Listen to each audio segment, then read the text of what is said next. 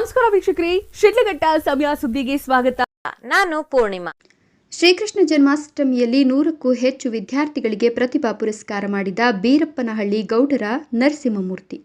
ಶಿಡ್ಲಘಟ್ಟ ನಗರದಲ್ಲಿ ಕೃಷ್ಣ ಜನ್ಮಾಷ್ಟಮಿಯನ್ನು ಬಹಳ ಸಡಗರ ಸಂಭ್ರಮದಿಂದ ಆಚರಣೆ ಮಾಡಿದ್ದು, ಸಮಾಜ ಸೇವಕ ಹಾಗೂ ಉದ್ಯಮಿ ಬೀರಪ್ಪನಹಳ್ಳಿ ಗೌಡರ ನರಸಿಂಹಮೂರ್ತಿರವರು ತಮ್ಮ ಮೀನಾಕ್ಷಿ ಫೌಂಡೇಶನ್ ವತಿಯಿಂದ ಯಾದವ ಸಮುದಾಯದ ಎಸ್ಎಸ್ಎಲ್ಸಿ ಹಾಗೂ ಪಿಯುಸಿ ವಿದ್ಯಾರ್ಥಿಗಳಿಗೆ ಪ್ರತಿಭಾ ಪುರಸ್ಕಾರ ಕಾರ್ಯಕ್ರಮವನ್ನು ಹಮ್ಮಿಕೊಂಡಿದ್ದರು.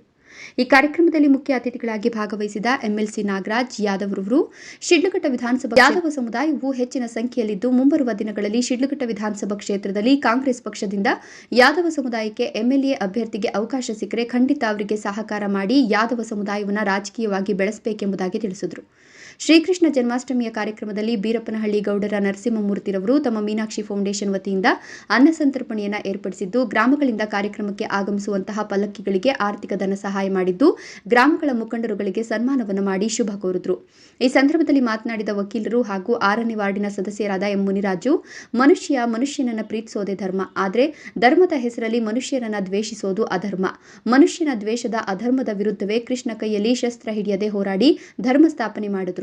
ಹೀಗಾಗಿ ಸಮಾನತೆಯ ಸಮಾಜ ಸೃಷ್ಟಿಯಾಗಬೇಕಿದೆ. ಕೃಷ್ಣನು ವಿಷ್ಣುವಿನ 8ನೇ ಅವತಾರವೆಂದೇ ಪರಿಗಣಿಸಲ್ಪಟ್ಟಿದ್ದಾನೆ ಮತ್ತು ಹಿಂದೂ ಧರ್ಮದಲ್ಲಿ ಬಹಳ ಮುಖ್ಯವಾದ ಸ್ಥಾನವನ್ನು ಹೊಂದಿದ್ದಾನೆ. ಆತನ ಜನ್ಮದಿನವನ್ನು ಜನ್ಮಾಷ್ಟಮಿ ಎಂದು ಆಚರಿಸಲಾಗುತ್ತದೆ. ನಾವು ಕೃಷ್ಣನ ಜೀವನ ಮತ್ತು ಬೋಧನೆಗಳನ್ನು ನೆನಪಿಸಿಕೊಳ್ತೇವೆ. ಕೃಷ್ಣನು ಧರ್ಮ, ಪ್ರೀತಿ ಮತ್ತು ನ್ಯಾಯದ ಸಂಕೇತ. ಆತನ ಬೋಧನೆಗಳು ಇಂದಿಗೂ ಪ್ರಸ್ತುತ ಮತ್ತು ನಮಗೆ ಮಾರ್ಗದರ್ಶನ ನೀಡುತ್ತವೆ ಅಂತ ಅಭಿಪ್ರಾಯಪಟ್ಟರು.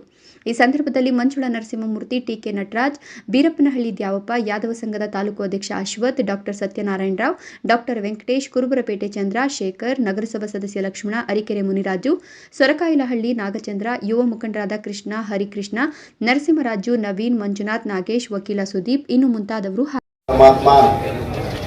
ಎಲ್ಲರಿಗೂ ಒಂಥರ ಚಿಕ್ಕ ಮಕ್ಕಳಿಂದ ಹಿಡಿದು ದೊಡ್ಡವರಿಗೂ ಎಲ್ಲರಿಗೂ ಅಚ್ಚುಮಚ್ಚು.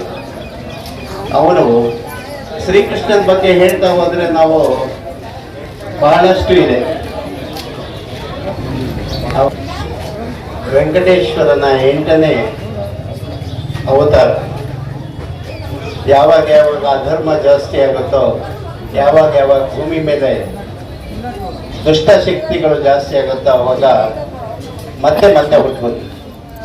ಯದೋ ಯದೋ ಯದೋ ನಾಮ ಧರ್ಮಸ್ಯ ತದಾತ್ಮಾನಂ ಸುಜಾಮ್ಯಹಂ ಪರಿತ್ರಾಣಾಯ ಸಾಧೂನಾಂ ವಿನಾಶಾಯ ಚ ದುಷ್ಕೃತಾಂ ಧರ್ಮ ಸಂಸ್ಥಾಪನಾರ್ಥಾಯ ಸಂಭವಾಮಿ ಯುಗೇ ಯುಗೇ.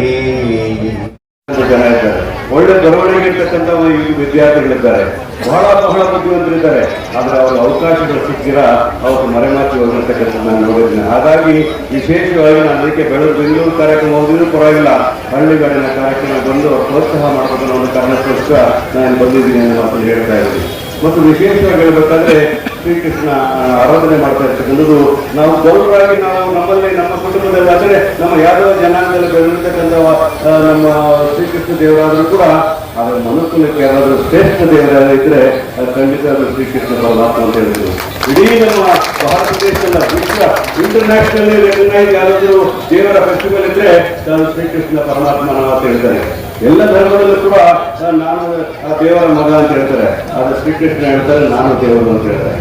ಅದೇನಿರ್ತಕ್ಕಂಥ ವ್ಯತ್ಯಾಸ ಮಾತನ್ನು ಹೇಳ್ತೀವಿ. ಆ ಮಹಾಭಾರತದಲ್ಲಿ ಕೊಟ್ಟಿರ್ತಕ್ಕಂಥ ಸಂದೇಶಗಳಿರ್ಬೋದು, ಗೀತೆಯಲ್ಲಿ ಕೊಟ್ಟಿರ್ತಕ್ಕಂತಹ ವಿಚಾರಗಳನ್ನು ತಿಳ್ಕೊಂಡು ನಾವು ಮನುಕುಲದಲ್ಲಿ ಹೇಗೆ ಮನುಷ್ಯರಾಗಿ ಬದುಕಬೇಕು ಅಂತಕ್ಕಂಥ ವಿಚಾರಗಳನ್ನು ಪ್ರಸ್ತಾಪ ಮಾಡಿರ್ತಕ್ಕಂಥ ನಾವು ಬದುಕಬೇಕಾಗ್ತದೆ.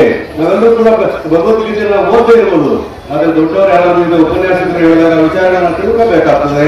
ನಾವು ಅಧರ್ಮದ ಹೋರಾಟ ಮಾಡ್ತಕ್ಕಂಥದ್ದು ನಮ್ಮ ರಕ್ತದಲ್ಲಿ ಬಂದಿರತಕ್ಕಂಥದ್ದು ನಾವು ತಿಳ್ಕೋಬೇಕಾಗ್ತದೆ. ಯದುವಂಶದಲ್ಲಿ ಇರ್ತಕ್ಕಂಥವರು ಕೇವಲ ಹುಟ್ಟಿದ ನಾಯಕತ್ವ ಬೆಳೆಸ್ಕೊಂಡಿರ್ತಾರೆ. ಯಾವ ಸಮುದಾಯ ದೇಶದಲ್ಲಿದ್ರೆ ಅದು ಯಾವ್ದೋ ಸಮುದಾಯ ಅನ್ನೋದನ್ನ ಹೇಳಲಿಕ್ಕೆ ಬಯಸ್ತಾ ಇದ್ದಾರೆ. ಅನ್ನೋದಕ್ಕೆ ದೇವರಲ್ಲಿ ಇಲ್ಲ ಅಂತಿಲ್ಲ, ಎಲ್ಲ ಸಮುದಾಯದಲ್ಲಿ ಒಳ್ಳೊಳ್ಳೆ ನಾಯಕಗಳಿದ್ದಾರೆ. ಆದ್ರೆ ನಮ್ಮ ಜವಾಬ್ದಾರಿ ಜಾಸ್ತಿ ಇದೆ.